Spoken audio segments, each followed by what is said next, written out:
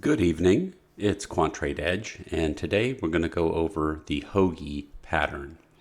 Sorry I didn't create any PowerPoint for this, but we'll just look at it in a real market as it played out nicely today in the NASDAQ. So this is a 5-minute chart of the NASDAQ futures, and this here is 7:30 in the morning, so this right here would have been the opening bar. We put a mark there so we know where the open was. Now, this has, NASDAQ had been losing steam, and you can tell that from these divergences here. This peak over here, followed by this peak, and then this peak, three higher highs in price came with three lower highs in the RSI 14 oscillator. So that already gave us an idea that, on this third push that way we wanted to get short. Now, how do you effectively trigger that? Well, this Hoagie, a Hoagie is just where two or more bars are completely inside of that initial bar. In this case, 1, 2, 3, 4 bars were completely inside of the 735 red bar. This one right here. And as soon as that breaks, you would enter short, and your stop would be above the high of that Hoagie. And you can see that it did get some, push to the downside on the open. And then, as often happens early, the first 20 minutes, you tend to test one extreme and make an extreme for the day.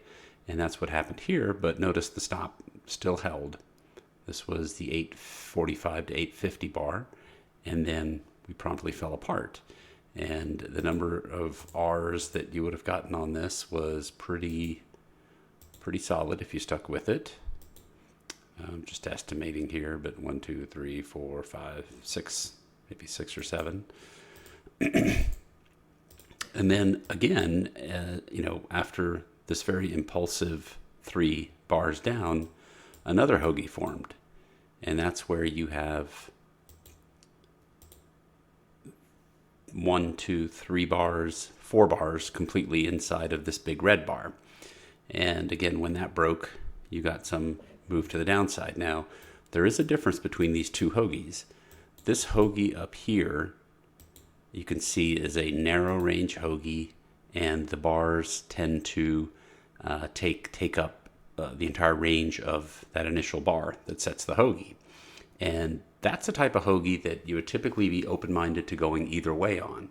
In this situation, since we had the divergences, our bias would be to the downside. If it did break to the upside, it might be more of one that I would wait to see if it were to fail and then grab onto the downside a little bit early. But since it broke from the downside, that was just a straightforward trade. The Hoagie we had midday, when you have this ridiculously long bar, you're not necessarily going to get multiples of that bar, but the direction is more certain. It is a continuation Hoagie. Think of it as a high and tight flag. On the bullish side, I guess I've never heard the term, low and tight flag, but that's basically what it is for the bearish side.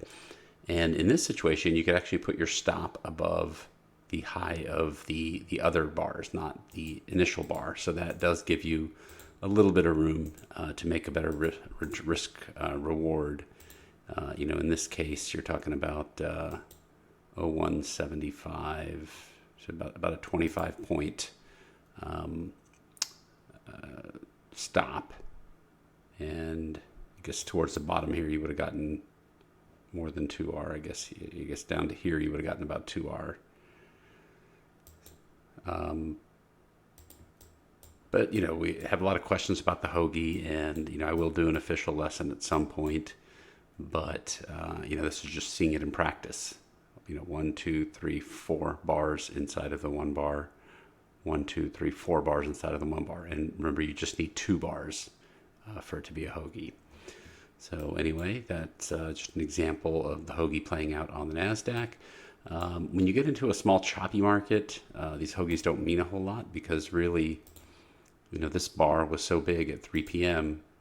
Pretty much everything from 3 p.m. till now, 8:30 p.m. is still within that one bar.